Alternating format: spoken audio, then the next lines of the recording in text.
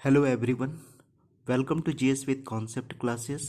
BPSC auditor का official answer key आने के पश्चात अगर आपका स्कोर सेफ स्कोर है तो आपको मेंस की तैयारी स्टार्ट कर देना चाहिए। हालांकि बीपीएससी ऑडिटर का जो मेंस होगा वो जनवरी मिड में ही पॉसिबल है, तो अभी आपके पास सफिशिएंट टाइम है। अभी से ही आप धीरे धीरे स्टार्ट कर दें ताकि चीज़ें समय पर कंप्लीट हो जाए आपका। ठीक है, मैं कुछ बुक आप लोगों को सजेस्ट कर दे रहा हूँ, 5-6 बुक को मैं सजेस्ट कर दे रहा हूँ। हालांकि इस 6 बुक में से भी मैं 2-3 बुक ही लास्ट में आप लोगों को सजेस्ट करूँगा, क्योंकि बहुत ज़्यादा बुक में उलझना भी ज़रूरी नहीं है। क्योंकि 100% तो सिलेबस आपको पढ़ के जाना नहीं है, आपको 12 क्वेश्चन में तो 6 ही क्वेश्चन लिखना है। ओके, तो कुछ ऐसा मैं ट्रिक अभी बताऊंगा, आप लोग बिल्कुल कंप्लीट सुन लीजिएगा कि मैं कहना क्या चाह रहा हूँ, तब आप शायद बुक के माया जाल में नहीं उलझेंगे। ठीक है, देखिए पेपर फर्स्ट जो है आप लोगों का माइक्रो और मैक्रो का, यानी इकोनॉमिक सेक्शन का, उसमें गेस 100% टच कर जाता है। ठीक है, लेकिन इंडियन इकोनॉमी वाला जो सेक्शन है उसमें भी गेस टच करता है, लेकिन 80 से 90% टच करता है। क्योंकि इंडियन इकोनॉमी थोड़ा डायनेमिक पेपर है, थोड़ा सा करंट से रिलेटेड है, तो कुछ कुछ डायमेंशन वहाँ पे टच नहीं करते हैं। कहने का मतलब ये है कि आप लोग कम से कम पढ़ करके भी आप इकोनॉमिक्स के 6 क्वेश्चन को आप लिख सकते हैं। मैं सारांश में यही कहना चाहता हूँ, और मैं आप लोगों को कुछ गेस भी प्रोवाइड करूँगा पेपर फर्स्ट में और पेपर सेकंड में, दोनों में। ठीक है, लेकिन अभी आपके पास टाइम है, तो आप बिल्कुल जो है कम से कम 60 से 70% सिलेबस को कवर कर लीजिए। ठीक है, 100% करने की ज़रूरत नहीं है। और कैसे नहीं है ये भी मैं क्लियर करूंगा अभी आपको, कि कम से कम बुक पढ़ करके आप कैसे 6 क्वेश्चन को आप अटेम्प्ट कर सकते हैं। तो आप लोग बिल्कुल ध्यान से सुनिएगा मैं जो कुछ भी चीज़ें बता रहा हूँ। देखिए, micro economics doctor S N Lal की पुस्तक को पढ़ना है। ओके, और macro economics H L Ahuja को पढ़ना है। तो जब आप ये दोनों सेगमेंट को पढ़ते हैं तो आपका यहाँ से ही 2 क्वेश्चन टच कर जाता है, या कभी कभी 3 क्वेश्चन टच कर जाता है। तो सेक्शन ए तो आपका कंप्लीट हो गया, 3 ही क्वेश्चन लिखना है और आपको 2 ही बुक से टच कर जा रहा है। ठीक है ना। उसके बाद international trade M L Jhingan का है, और पब्लिक फाइनेंस जो है डॉक्टर एस एन लाल की पुस्तक है।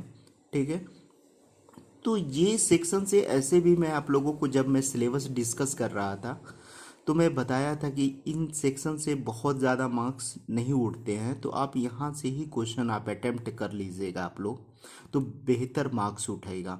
अगर यहाँ से क्वेश्चन आपका सॉल्व नहीं हो पा रहा तभी आप पब्लिक फाइनेंस का क्वेश्चन आप उठाएंगे, इंटरनेशनल ट्रेड का।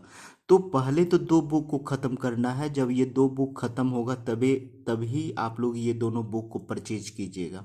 ठीक है, अगर आपकी यहाँ पर पकड़ बन गई तो आप ये दोनों सेक्शन को नहीं भी पढ़ेंगे, या गेस्ट पेपर वगैरह से ही 2-2 3-3 क्वेश्चन अगर आप कंप्लीट कर लेंगे फिर भी आपका काम चल जाएगा। ओके, देखिए पब्लिक फाइनेंस में मिनिस्ट्री ऑफ फाइनेंस का जो साइट है, ठीक है, भारत सरकार का जो वित्त मंत्रालय का जो साइट है, वहाँ पर भी बहुत सारे आर्टिकल्स हैं, बहुत सारे करंट डेटा है जो कि अपडेट किया हुआ रहता है, तो आप इसको फॉलो कर सकते हैं। मैगजीन में आपको ये मैगजीन प्रतियोगिता दर्पण का अर्थव्यवस्था का तृतीयांक आना आता है, या अभिव्यक्ति सिविल सर्विसेज की एक मैगजीन आती है, आप उसको पढ़ सकते हैं।